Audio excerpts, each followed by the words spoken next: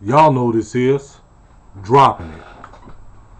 The subject of blacks being in the military has always been a subject that many people don't understand or even want to acknowledge. As black people were caught up in the middle, the dilemma centers around your allegiance to the country you were born and raised in, or contributing to the wicked policies of this country. Either or. I've heard plenty of black men, young and old, that have serious reservations about black people's involvement into the military. Ever since 1770, when the first black man by the name of Crispus Attucks was killed to start the Revolutionary War, that dilemma has started. During the Revolutionary War up to the Civil War, blacks was lured into the military, many of them with the promise of freedom from slavery. Lieutenant Henry Flipper was the first known officer in the United States military, who was the commander of the black forces during the Civil War. He was commissioned in 1878. Benjamin O. Davis was the first black general in the military. He was widely noted for being the commander of the famous Tuskegee Airmen in 1940 during World War II. The most noted group among blacks in the military is the Buffalo Soldiers. From the 1870s to around the 20th century, they were used to combat the Native American Indians. These soldiers, because of their fierce fighting tactics, achieved acclaim for their heroics. Bob Marley wrote songs praising their achievements. Still, with blacks being involved with every war in the history of this country, we were still never able to accomplish equal rights. Even including today, as scores of black soldiers are coming back from Iraq dead or disabled. I done this video after seeing the video done by J. Ryder 4 and the response video I seen by a white man and an ex-Marine by the name of John Hart, 30. He said that Mr. Ryder had no right to criticize the military since he's never served. As evidenced in the previous statements, it's safe to assume that he's had someone in his family history who served in some military event, which shows how ignorant your statements were.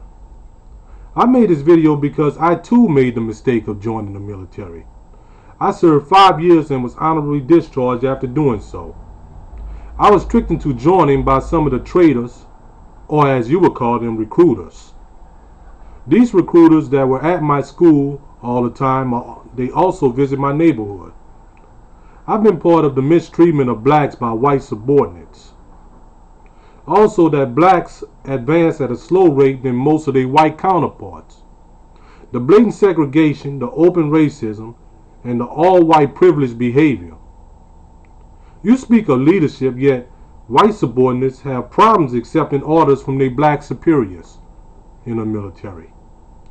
The white officers who frequently give black soldiers the worst jobs, bad evaluations, and no chance for promotion at all. In the Civil War to the present Iraqi conflict, blacks that fought courageously came home having to face the same racism they left. I not only served, but so did both of my grandfathers in World War I and II. My dad fought in the Vietnam conflict, and a host of uncles and cousins. My older brother is retired military. Muhammad Ali refusing to join the military at the height of the civil rights era enraged white America, even though his reasons was because of his religious beliefs. He was stripped of his title and unable to earn a decent living for a few years as a result. Joe Louis, the famous brown bomber, the well-known heavyweight champion, served in the military.